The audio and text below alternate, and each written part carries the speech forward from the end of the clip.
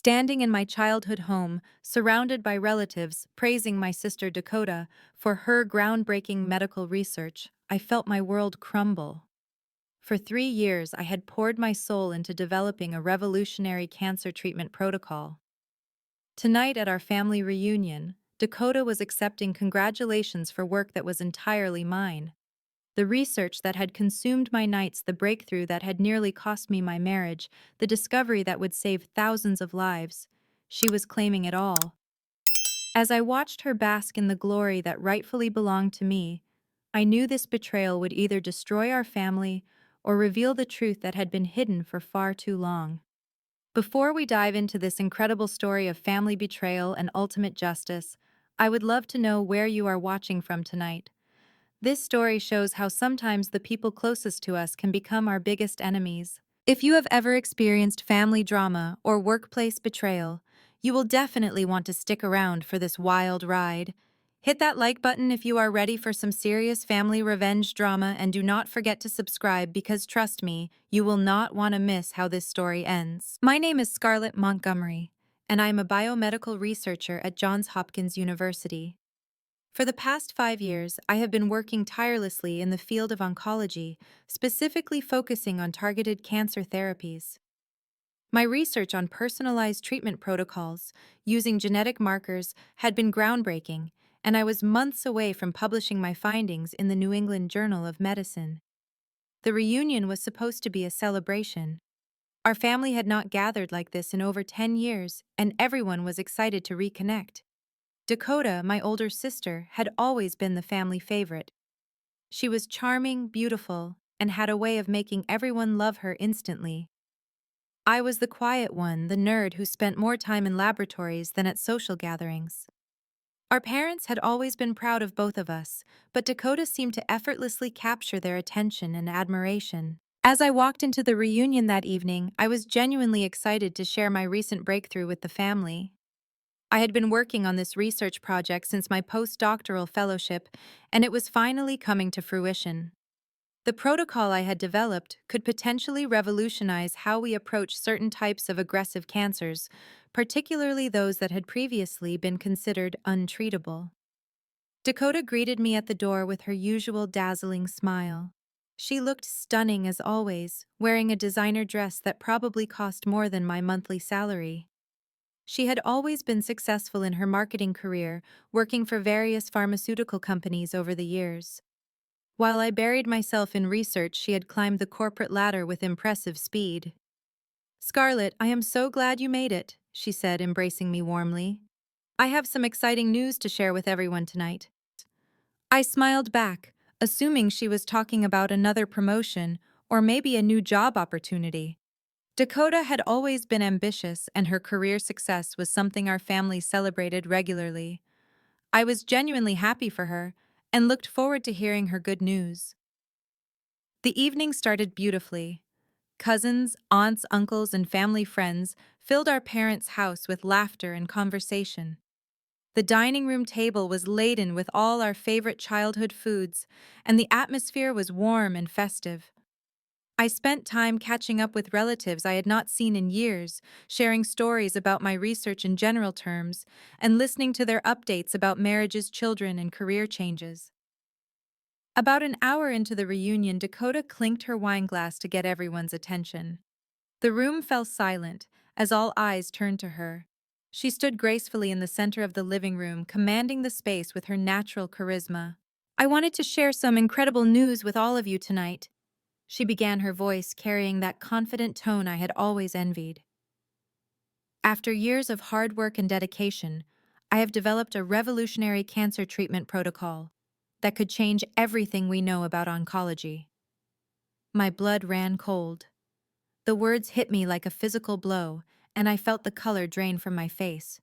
I watched in horror as Dakota continued speaking, describing my research with perfect accuracy, explaining the methodology I had spent years perfecting, and discussing the potential impact that my work could have on cancer patients worldwide. "The treatment focuses on personalized therapy using genetic markers," she continued, "allowing us to target specific cancer cells while minimizing damage to healthy tissue. The preliminary results have been extraordinary, showing response rates that far exceed current standard treatments. I stood frozen, unable to move or speak, as Dakota painted herself as the brilliant researcher behind the breakthrough. She spoke about late nights in the laboratory, about the challenges she had overcome, about the moment when everything clicked, and she realized she had discovered something truly significant. Our family members erupted in applause and excitement.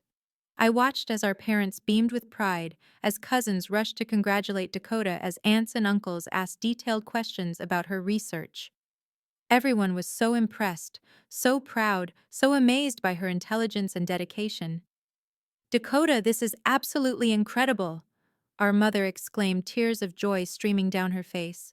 "We always knew you would do something amazing, but this is beyond our wildest dreams." Our father nodded enthusiastically. "To think our daughter might save thousands of lives. We could not be prouder." I felt like I was watching a nightmare unfold in slow motion. Every word of praise directed at Dakota felt like a dagger in my chest. This was my life's work, my passion, my contribution to the world, and she was stealing it without any shame or hesitation. But the worst part was not just the theft itself. It was the way she delivered the information with such convincing detail and apparent expertise. She knew things about my research that she should not have known, specific methodologies and findings that I had not shared with anyone outside my immediate research team. As the evening continued, Dakota fielded questions about her research with impressive knowledge. She discussed technical aspects of the treatment protocol, explained the statistical significance of the preliminary results, and even mentioned specific challenges she had supposedly faced during the development process. Every detail was accurate, every explanation was scientifically sound, and every answer demonstrated a deep understanding of the work. I realized with growing horror that this was not a spontaneous decision or a moment of opportunistic lying. Dakota had been planning this for some time. She had somehow gained access to my research, studied it thoroughly, and prepared to present it as her own work. The level of preparation and knowledge she displayed made it clear that this betrayal had been carefully orchestrated. The room continued to buzz with excitement and congratulations, but I felt completely disconnected from the celebration. I excused myself quietly and stepped outside onto the back porch, needing fresh air and space to process what had just happened. Standing alone in the darkness, I tried to make sense of the situation. How had Dakota learned so much about my research? How long had she been planning this theft? And most importantly, why would she do this to me? We had always been close despite our different personalities. I had never imagined that she would be capable of such a devastating betrayal. As I stood there in shock, I realized that this was just the beginning. Dakota had not just stolen my research. She had stolen my identity as a scientist, my years of hard work, and my professional reputation. If she continued with this charade, she could potentially destroy my career and claim credit for discoveries that could define my entire life's work. I knew I had to act, but I also knew that simply calling her out in front of the family would make me look petty and jealous. I needed proof, I needed a strategy, and I needed to understand exactly how deep this betrayal went. The reunion continued inside, but everything had changed for me. As I listened to the continued praise and excitement about Dakota's groundbreaking research, I began to formulate a plan that would expose the truth and ensure that justice was served. The next morning, I woke up with a sense of purpose that I had never felt before. The shock and devastation of the previous night had transformed into cold determination. I knew exactly what I needed to do, and I knew I had to be strategic about it. I started by gathering evidence. I went to my home office and pulled out every document, every research note, every preliminary report related to my cancer treatment protocol. I organized everything chronologically, creating a clear timeline that showed the development of my research from its earliest stages to its current state.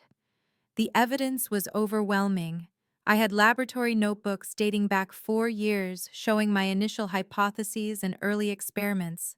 I had correspondence with my research supervisor, emails with colleagues at other institutions, and documentation from grant applications I had submitted to fund the work. Most importantly, I had the original research proposal I had written, complete with timestamps and digital signatures that proved when it was created.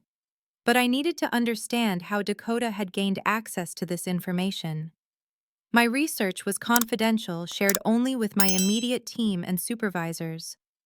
The level of detail she had displayed at the reunion suggested that she had somehow obtained my actual research documents, not just overheard conversations or picked up general information.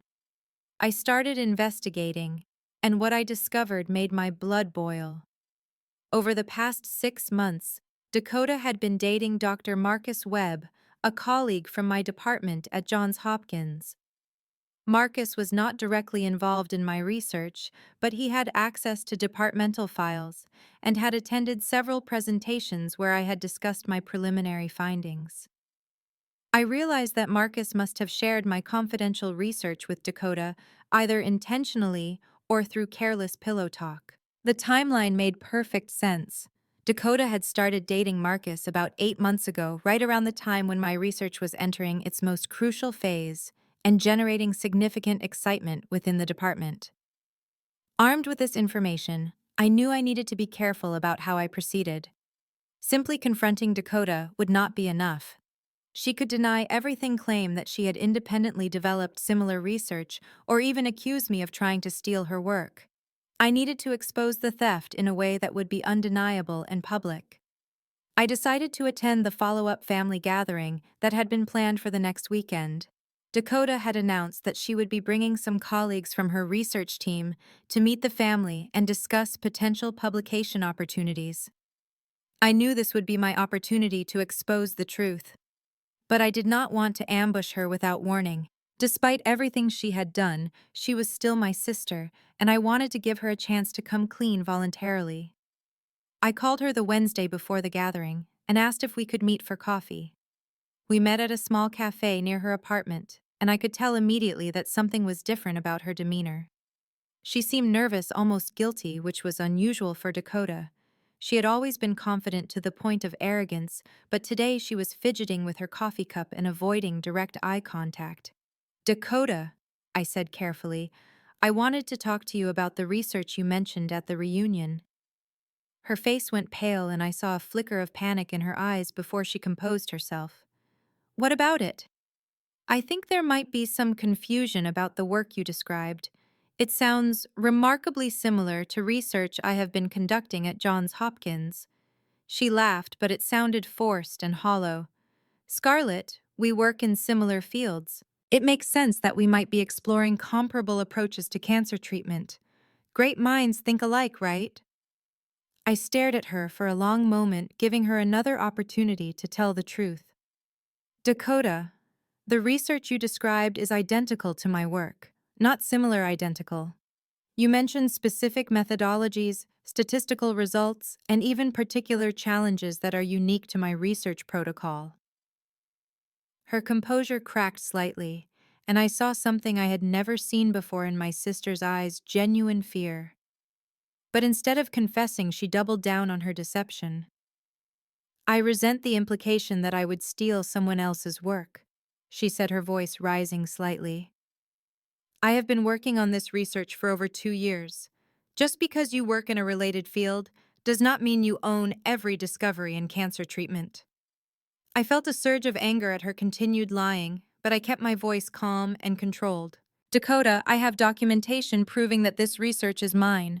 I have laboratory notebooks, correspondence with colleagues, grant applications, and research proposals that date back years. I also know about Marcus. The mention of Marcus's name hit her like a slap. Her face went white, and I saw her hands tremble slightly as she set down her coffee cup. Marcus has nothing to do with this, she said, but her voice lacked conviction. Marcus has access to departmental files at Johns Hopkins. He has attended presentations where I discussed my preliminary findings. And he has been dating you for the past 8 months, which coincidentally corresponds exactly with when you would have needed to begin studying my research to present it so convincingly. Dakota stared at me in silence for several long moments. I could see the calculations running through her mind, trying to figure out how much I knew and how much I could prove. Finally, she spoke, and her voice had a hard edge that I had rarely heard before. Even if what you are suggesting were true, which it is not, what exactly do you plan to do about it? You stood up at a family reunion and told everyone about your research. That hardly constitutes proof of anything. I leaned forward and looked her directly in the eyes. Dakota, I am giving you one chance to make this right. Come to the family gathering this weekend and tell everyone the truth. Admit that you made a mistake and give credit where credit is due. If you do that, we can work through this as sisters. She stood up abruptly, her chair scraping against the floor. There is nothing to admit, Scarlett. I am not going to apologize for my own hard work just because you are jealous of my success. As she walked away, I knew that she had made her choice. The sister I thought I knew was gone, replaced by someone I did not recognize. But I also knew that I was prepared for this outcome. I had hoped for honesty and reconciliation, but I had planned for war. That evening, I spent hours preparing for the weekend gathering. I organized my evidence into a comprehensive presentation complete with timestamps, digital signatures, and documentation that would prove beyond any doubt that the research was mine. I also reached out to several colleagues at Johns Hopkins, including my research supervisor, and asked them to provide written statements confirming my role in developing the cancer treatment protocol. But most importantly, I crafted an email that would change everything. The email contained a detailed explanation of the thefts supported by irrefutable evidence, and it was addressed not just to my family members, but to key figures in the medical research community, including editors at major journals and administrators at both Johns Hopkins and Dakota's current employer. The email was scheduled to send automatically during the family gathering, timed perfectly to arrive when Dakota would be in the middle of presenting her research to her colleagues and our extended family. I knew that once that email was sent, there would be no going back for either of us. As I finalized my preparations, I felt a mixture of sadness and determination. I was about to destroy my relationship with my sister, potentially fracture my family, and create a scandal that would follow both of us for years. But I also knew that allowing Dakota to continue with this theft would be far more damaging in the long run, both to my career and to the integrity of scientific research itself. The weekend gathering approached, and I knew that everything would change. Dakota had chosen deception and betrayal over honesty and family loyalty. Now it was time for her to face the consequences of that choice. The email was ready, the evidence was compiled, and the truth was about to be revealed. As I prepared to attend what might be the last family gathering we would ever have together, I felt a sense of calm resolve. Justice would be served no matter what it cost me personally. The days leading up to the weekend gathering were a whirlwind of strategic planning and emotional preparation. I knew that exposing Dakota publicly would create shockwaves throughout our family and professional communities, so I needed to build a network of allies who could support my claims and help me navigate the aftermath. My first call was to Dr. Jennifer Martinez, my research supervisor at Johns Hopkins. Dr. Martinez had been my mentor since my postdoctoral fellowship, and she knew my work better than anyone. When I explained the situation to her, her reaction was immediate and fierce. "Scarlett, this is absolutely outrageous," she said, her voice tight with anger. "I have watched you develop this research from the ground up. I have reviewed every protocol, every data analysis, every preliminary report. The idea that someone could claim credit for your work is not just theft, it is academic fraud of the highest order." Dr. Martinez agreed to provide a detailed written statement documenting my role in the research, including specific dates, methodologies, and breakthrough moments that only someone directly involved in the work would know. She also offered to attend the gathering herself if needed, though I told her that would not be necessary for my initial plan. Next, I reached out to my research team members. Dr. Sarah Kim and Dr. David Thompson had been working with me on various aspects of the protocol for over 2 years. Both were shocked when I told them what had happened and immediately offered their full support. "Dakota does not even have a background in biomedical research," Dr. Kim pointed out during our conference call. She has a marketing degree and has worked for pharmaceutical companies, but she has never conducted laboratory research. The technical knowledge required to develop this protocol is something that takes years to acquire. Dr. Thompson agreed to compile a list of all the technical presentations I had given within the department, including dates, attendees, and specific content discussed. This would help establish a clear timeline of when and how information about my research had been shared within our professional community. But I also knew I needed allies outside the academic world.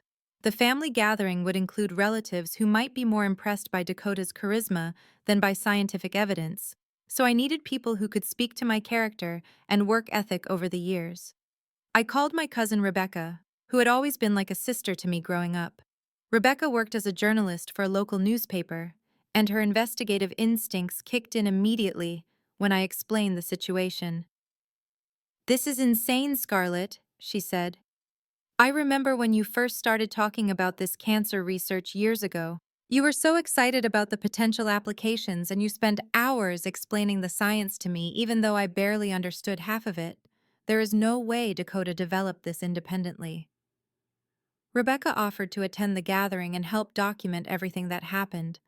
As a journalist, she knew how to ask the right questions and capture important details that might be overlooked by family members caught up in the drama.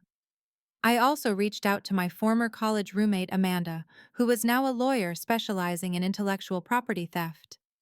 While this situation might not result in criminal charges, Amanda could help me understand my legal options and provide advice on protecting my professional reputation. "The good news is that you have extensive documentation," Amanda told me during our phone consultation. "Laboratory notebooks, email correspondence, grant applications, research proposals. All of this creates a clear paper trail that establishes your ownership of the work. The bad news is that family disputes involving professional theft can get very messy, especially when they become public." Amanda helped me understand the potential consequences of exposing Dakota publicly. While I would likely be able to prove that the research was mine, the scandal could still damage my reputation and create complications for future funding and publication opportunities. She advised me to be prepared for Dakota to fight back aggressively and possibly make counter-accusations against me. But perhaps most importantly, I needed to prepare my parents for what was about to happen. I knew that discovering one daughter had stolen from another would devastate them, and I wanted to minimize their pain as much as possible while still ensuring that the truth came out. I called my mother on Thursday evening and asked if I could come over to talk with both of my parents before the weekend gathering. I could hear the concern in her voice when I told her it was important, but I did not want to explain everything over the phone. When I arrived at my childhood home, my parents were waiting anxiously in the living room. The same room where Dakota had delivered her fraudulent presentation just days earlier now felt heavy with tension and unspoken worry. "Mom, Dad," I began carefully. "I need to tell you something about Dakota's research announcement, and I need you to hear me out completely before you respond." I spent the next hour explaining everything. I showed them my documentation, walked them through the timeline, and explained how Dakota had likely obtained the information through Marcus. I watched their faces change from confusion to disbelief to horror as the reality of the situation became clear. My mother started crying when she realized the extent of Dakota's deception. "How could she do this to you? How could she do this to our family?" My father was quiet for a long time, processing everything I had told them. Finally, he spoke, his voice heavy with disappointment and sadness. "Scarlett, we believe you. We know how dedicated you have been to your research, and we know Dakota does not have the scientific background to develop this kind of treatment protocol independently." But then came the question I had been dreading. "What are you going to do about it?" I explained my plan for the weekend gathering, including the email that would expose the truth to our extended family and relevant professional contacts. My parents were devastated by the prospect of such a public confrontation, but they understood that I needed to protect my professional reputation and the integrity of my work. "I wish there were another way," my mother said through her tears. I wish Dakota would just admit what she has done and apologize. I told them about my coffee meeting with Dakota and her refusal to confess or make amends. I gave her a chance to do the right thing, but she chose to continue lying. Now I have to protect myself and my research. My father nodded slowly. You have built your entire career on honesty and scientific integrity. We cannot ask you to compromise those values even to protect family relationships. The conversation was heartbreaking, but I felt enormous relief knowing that my parents understood and supported my decision. Having their backing would make the upcoming confrontation much easier to bear. On Friday evening, the night before the gathering, I received an unexpected phone call from my Aunt Patricia, my mother's sister. Apparently, my parents had called her to explain the situation and ask for her advice on how to handle the family gathering. Scarlett, Aunt Patricia said, I want you to know that your Uncle Robert and I completely support you. We remember when you first started talking about your cancer research at family gatherings years ago. You were always so passionate and knowledgeable about the science. The idea that Dakota could have developed the same research independently is absurd. Aunt Patricia told me that she had been suspicious during Dakota's presentation at the reunion. Something felt off about the way she was talking. She sounded like she was reciting information rather than speaking from personal experience. And some of the technical terms she used seemed forced, like she had memorized them, but did not really understand what they meant. This observation was particularly valuable because it came from someone outside the scientific community who had nevertheless picked up on subtle clues that Dakota was not being truthful. It suggested that other family members might also have doubts even if they had not voiced them yet. By Saturday morning, I had assembled a strong network of allies who could support my claims and help me through whatever happened at the gathering. I had professional colleagues who could verify my work, family members who believed in my integrity, and expert advisors who could help me navigate the legal and professional implications of the situation. But I also knew that Dakota would not go down without a fight. She had committed herself fully to this deception, and exposing her publicly would threaten not just her reputation, but potentially her career and her relationship with our family. I expected her to deny everything, possibly make counter-accusations, and try to turn the family against me. The email was scheduled to send at exactly 3 o'clock that afternoon, when Dakota would be in the middle of her presentation to the colleagues she had invited to meet our family. The timing was crucial. I wanted to ensure that her professional contacts would receive the evidence at the same time as our family members, making it impossible for her to control the narrative or limit the damage. As I prepared to leave for the gathering, I felt a mixture of determination and sadness. I was about to expose a betrayal that would change our family forever, but I knew it was the only way to protect my integrity and ensure that the truth prevailed. The alliance network I had built gave me strength and confidence, but I also knew that the next few hours would be among the most difficult of my life. Dakota had made her choice when she decided to steal my research and lie to our family. Now it was time for her to face the consequences of that choice. The gathering was about to begin, and everything would soon be revealed. Justice was coming, and there would be no way to stop it once the truth was unleashed. Saturday afternoon arrived faster than I had anticipated. The family gathering was in full swing when I arrived at my parents' house, and I could immediately sense the excitement in the air.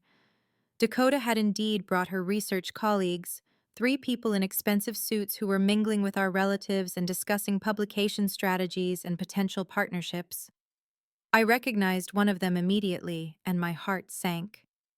Dr. Marcus Webb was standing near the fireplace chatting animatedly with my Uncle Robert about the groundbreaking research that Dakota had developed. Seeing him there so confident and comfortable made my skin crawl. This was the man who had betrayed my trust and enabled my sister's theft. But what I saw next made my blood run cold. Rebecca, my cousin, who had promised to support me and document the confrontation, was standing beside Marcus laughing at something he had said. When she noticed me watching, she gave me a strange look. Not the supportive conspiratorial glance I had expected, but something that looked almost like pity. Dakota approached me with her usual confident smile, but I could see the tension around her eyes. She was nervous, though she was hiding it well from everyone else. Scarlett, I am so glad you could make it, she said, embracing me in what felt like a performance for the other guests. I want you to meet my research team. She introduced me to the three colleagues, including Marcus, who shook my hand with a firm grip and looked me directly in the eyes without a trace of shame or guilt. The audacity was breathtaking. Dakota has told us so much about her breakthrough research. One of the other colleagues, Dr. Amanda Foster, said enthusiastically, "We are hoping to collaborate with her on the publication process. This kind of work deserves the highest level of academic recognition." I forced a smile and made polite conversation, but my mind was racing. The email was scheduled to send in less than 2 hours, and once it did, everyone in this room would know the truth. I just needed to hold my composure until then. About 30 minutes later, Rebecca approached me privately. "Scarlett, can we talk outside for a minute?" We stepped onto the back porch, the same place where I had stood in shock after Dakota's initial announcement.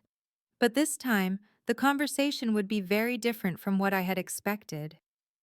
"Scarlett," Rebecca began, her voice softer than usual, "I need to tell you something and you are not going to like it." My stomach dropped. "What is it?" "I have been doing some investigating since you called me, and I think there might be more to this situation than you realize." She pulled out her phone and showed me a series of screenshots. I found these on Dakota's social media accounts posts that she made private after the reunion. "Look at the dates!" The screenshots showed posts from over a year ago where Dakota mentioned working on exciting medical research and breakthrough cancer treatments. The posts were vague but clearly implied that she was personally involved in developing new therapies. "Rebecca, those posts do not prove anything," I said, though I was starting to feel uneasy. "She could have written them after learning about my research through Marcus." Rebecca shook her head. "That is what I thought too, but then I found this." She showed me another screenshot, this one from a pharmaceutical industry newsletter from 18 months ago. There was a small article about emerging research in personalized cancer therapy, and it mentioned Dakota Montgomery as one of the researchers working on innovative approaches to genetic marker-based treatments. I stared at the screen, feeling confused and disoriented. This does not make sense. Dakota does not have the scientific background to conduct this kind of research. "Scarlett," Rebecca said gently, "what if she does? What if there are things about Dakota's work that you do not know?" Before I could respond, Marcus appeared at the porch door. "I am sorry to interrupt, but I wanted to speak with both of you." He stepped outside and closed the door behind him. "Scarlett, I know you think I shared your research with Dakota, but that is not what happened." I crossed my arms defensively. "Then explain how she knows so much about my work." Marcus took a deep breath. "Because it is not your work. Or rather, it is not only your work. Dakota has been developing similar research through her connections in the pharmaceutical industry for over 2 years. She has been working with a private research consortium that operates outside of traditional academic institutions." "That is impossible," I said, but my voice lacked conviction.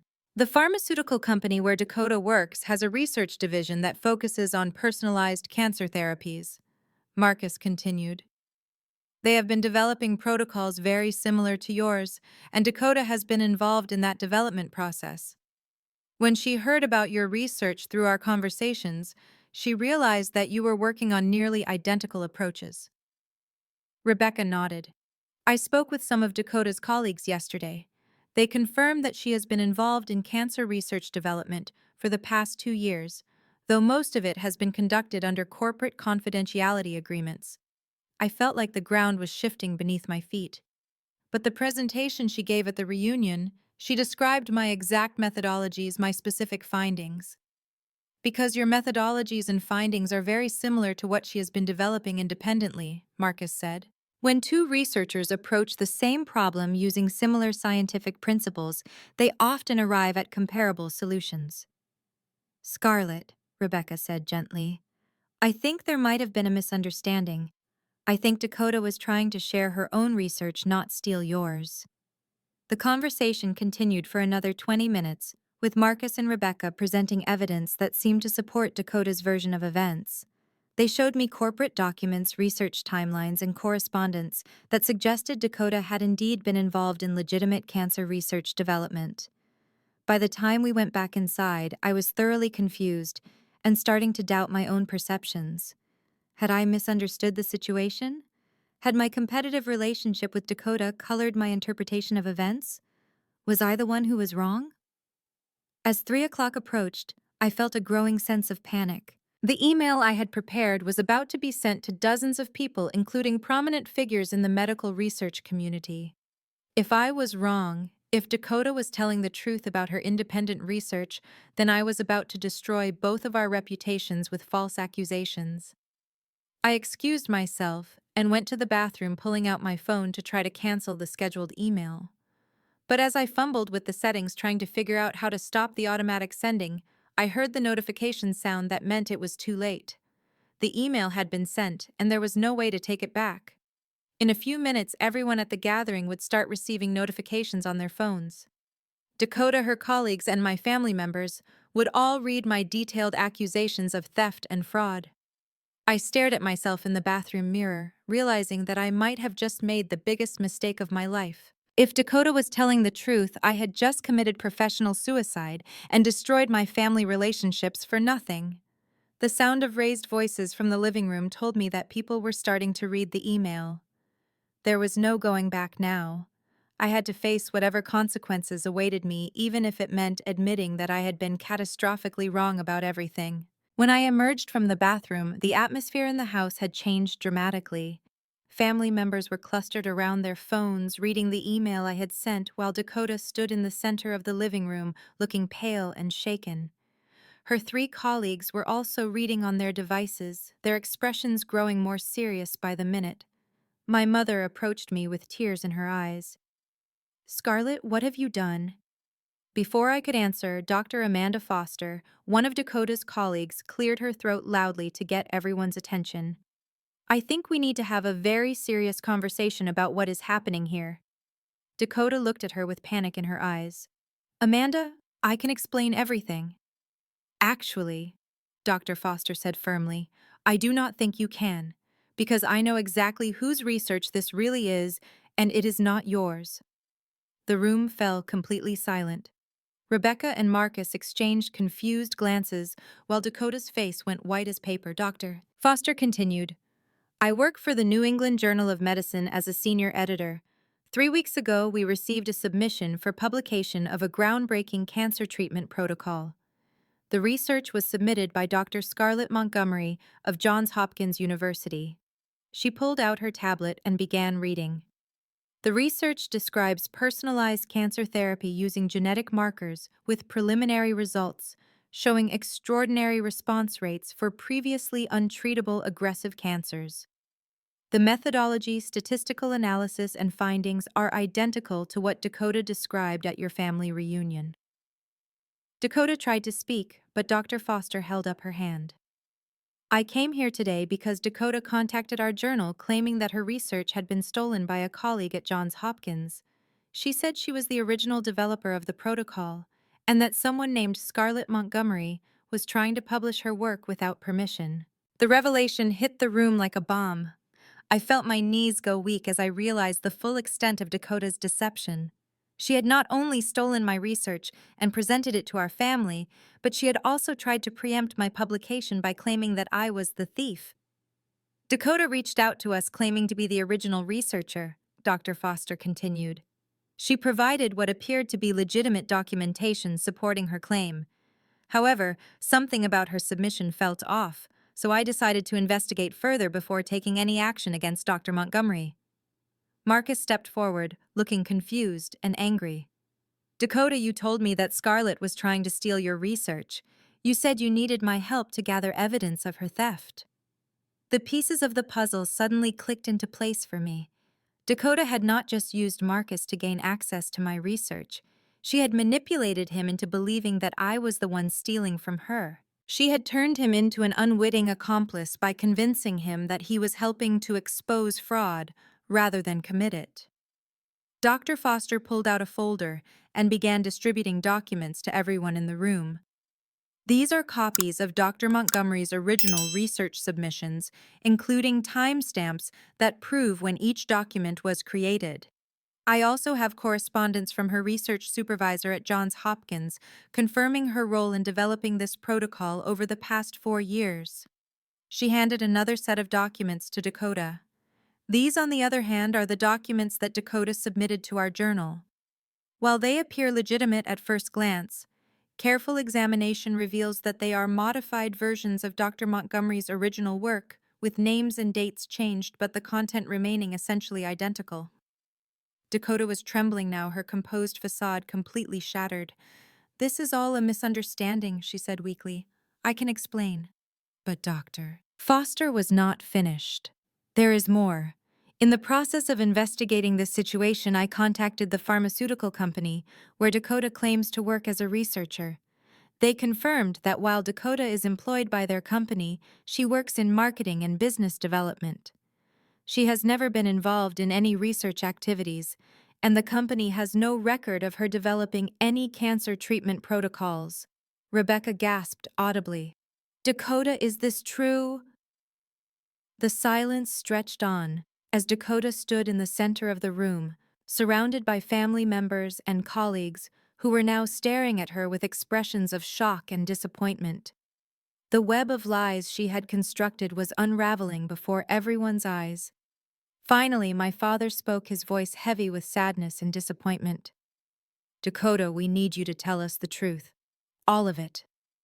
What followed was one of the most painful conversations I have ever witnessed. Under the weight of overwhelming evidence and the pressure of being confronted publicly, Dakota finally began to confess. She admitted that she had learned about my research through Marcus, who had innocently shared information about exciting developments in our department. She had become obsessed with the idea of being recognized as a brilliant scientist rather than just a marketing professional. When she realized how groundbreaking my research was, she had convinced herself that she deserved credit because she had understood its potential before anyone else. "I studied everything," she said through tears. "I spent months learning about cancer research, memorizing scientific terminology, understanding the methodologies. I convinced myself that if I understood the work well enough, I had earned the right to claim it." She explained how she had manipulated Marcus into providing her with more detailed information by convincing him that I was trying to steal research that belonged to her. She had created fake documents to support her claims and had even contacted my journal submission to try to block my publication. "I thought if I could establish myself as the original researcher first, then Scarlett would be the one who looked like a thief," she admitted. "I thought I could make everyone believe that she was stealing from me." The room was silent, except for the sound of Dakota crying. Family members looked devastated, her colleagues appeared disgusted, and Marcus seemed shell-shocked by the realization that he had been manipulated and used. Dr. Foster spoke again, her voice professional but firm. "Dakota, what you have done constitutes academic fraud, attempted theft of intellectual property, and defamation. Dr. Montgomery would be well within her rights to pursue both civil and criminal charges against you." My mother and father were both crying now, devastated by the revelation that one of their daughters had not only stolen from the other, but had orchestrated an elaborate scheme to destroy her sister's reputation and career. But perhaps the most heartbreaking moment came when Marcus approached me with tears in his eyes. "Scarlett, I am so sorry. I had no idea what she was doing. I thought I was helping to expose fraud, not commit it. I never intended to betray your trust or compromise your research." I could see the genuine remorse and horror in his eyes as he realized how thoroughly Dakota had manipulated him.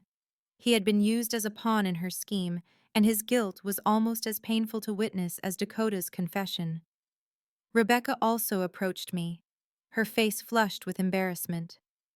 "Scarlett, I am so sorry I doubted you. When I found those social media posts and articles, I should have been more skeptical. Dakota must have created fake evidence to support her story."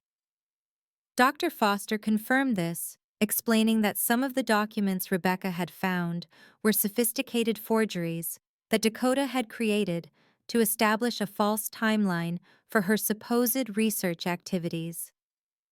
As the truth continued to unfold, I felt a mixture of vindication and devastation. I had been right about the theft, but the cost of proving it had been enormous. My family was shattered, my sister had revealed herself to be capable of unimaginable deception, and the trust between all of us had been permanently damaged. But I also felt grateful for Dr. Foster's intervention.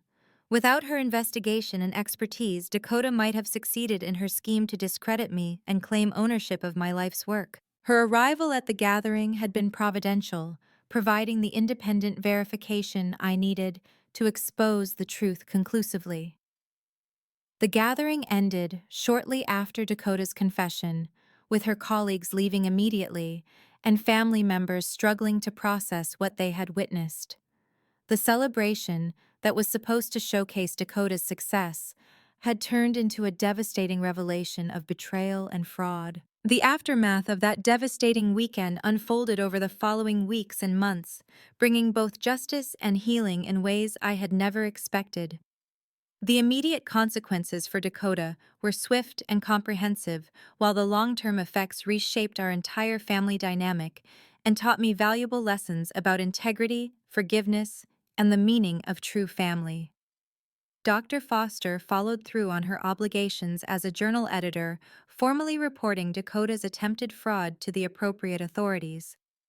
The New England Journal of Medicine issued a statement confirming that my research submission was legitimate and that they would be proceeding with the publication process. They also implemented additional verification procedures to prevent similar fraud attempts in the future. Dakota's employer, the pharmaceutical company, where she had worked for 3 years, terminated her employment immediately upon learning about the fraud. Corporate reputation and integrity are crucial in the pharmaceutical industry, and they could not afford to be associated with someone who had attempted to steal medical research. The termination was reported to industry organizations, effectively ending Dakota's career in pharmaceutical marketing. More seriously, the university consortium that Dr. Foster represented decided to pursue formal charges against Dakota. Academic fraud is considered a serious crime because it undermines the integrity of scientific research and can potentially harm public health if false or stolen research influences medical treatments. While Dakota ultimately avoided criminal prosecution by agreeing to a settlement that included substantial financial penalties and community service, the legal proceedings were public and permanently damaged her professional reputation. Marcus faced consequences as well, though his situation was complicated by the fact that he had been manipulated rather than intentionally complicit. Johns Hopkins conducted a thorough investigation of his role in the incident, ultimately concluding that while he had been careless with confidential information, he had not acted with malicious intent. He received a formal reprimand and was required to complete additional training on research confidentiality and ethics. Our relationship, both personal and professional, was irreparably damaged, but I understood that he had been as much a victim of Dakota's manipulation as I had been. The publication of my research proceeded smoothly, and the cancer treatment protocol I had developed received significant recognition within the medical community. Several major cancer research centers expressed interest in collaborating on clinical trials, and I received funding offers from multiple organizations. The publicity surrounding the fraud attempt, while painful personally, had actually increased attention to my work and accelerated its impact on patient care. But the most profound changes were within our family structure. My parents struggled enormously with guilt and confusion about how they had failed to recognize Dakota's capacity for such deception. They entered family counseling to help them process their feelings and develop strategies for rebuilding trust and communication. My relationship with Dakota herself remained completely severed. She made several attempts to contact me in the months following the exposure, sending letters that alternated between apologies and justifications for her actions. I chose not to respond to any of them. The sister I had known and loved had been revealed to be someone entirely different. and I needed time and space to grieve that loss while protecting my own emotional well-being. However, some unexpected relationships were strengthened by the crisis. Rebecca and I became closer than we had ever been as she worked to earn back my trust after initially doubting my claims. She wrote a detailed article about academic fraud for her newspaper, using our situation as a case study while protecting our family's privacy through carefully changed details.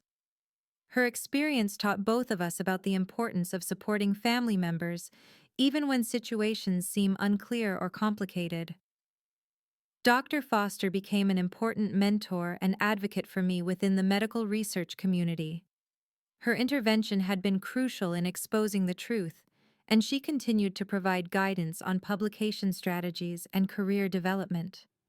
She introduced me to other researchers and editors who became valuable professional connections, helping to expand my network and increase opportunities for collaboration. Most surprisingly, I developed a close friendship with Dr. Sarah Kim and Dr. David Thompson, my research team members who had supported me throughout the crisis.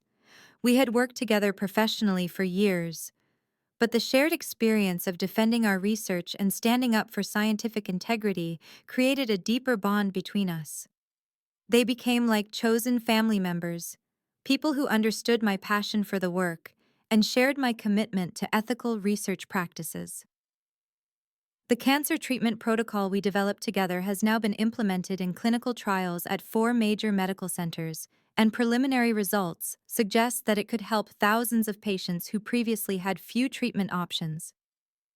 Knowing that our work is making a real difference in people's lives has given profound meaning to everything we went through during the fraud exposure. My parents and I have slowly rebuilt our relationship, though it has required honest conversations about favoritism, family dynamics, and the ways that Dakota's charisma had sometimes overshadowed other family members' achievements. We have all learned to value substance over presentation and to look more carefully at the evidence behind impressive claims. I have also learned important lessons about forgiveness and moving forward. While I have not reconciled with Dakota, and may never be able to do so, I have worked through much of my anger and hurt with the help of therapy and the support of my chosen family, of colleagues, and true friends. I understand now that her actions were driven by deep insecurity and competitive feelings that had probably been building for years. The experience has made me a stronger advocate for research integrity and a more careful guardian of confidential information. I now speak regularly at conferences about the importance of protecting intellectual property and recognizing the signs of academic fraud. If sharing my story can help prevent similar incidents from happening to other researchers, then something positive will have come from this painful experience. Most importantly, I have learned to distinguish between the family you are born into and the family you choose to build around yourself. While blood relationships are important, the people who truly support your integrity, celebrate your achievements, and stand with you during difficult times are the ones who matter most. My chosen family of mentors, colleagues, and friends has provided more genuine love and support than I ever received from my birth family, and I am grateful for their presence in my life. Looking back on this entire experience, I am amazed by how much it changed my understanding of family integrity and professional success. What started as a devastating betrayal ultimately led to personal growth, stronger relationships, and a deeper appreciation for the people who truly matter in my life. Dakota's attempt to steal my research and destroy my reputation failed completely. Justice was served, truth prevailed, and the people who supported me throughout the crisis became my real family. Sometimes the most painful experiences teach us the most valuable lessons about who we are and what we truly value in life. Have you ever experienced a situation where someone you trusted completely betrayed that trust? Family dynamics can be incredibly complex, and sometimes the people closest to us are capable of actions we never could have imagined. I would love to hear your thoughts and experiences in the comments below. If this story resonated with you or reminded you of your own family drama, please hit that like button and share it with others who might benefit from hearing about justice being served. Do not forget to subscribe for more stories about overcoming betrayal and finding your chosen family. Thank you for listening to my story, and remember that integrity and truth will always prevail in the end, even when the path to justice seems impossible. May you always surround yourself with people who celebrate your success rather than trying to steal it for themselves.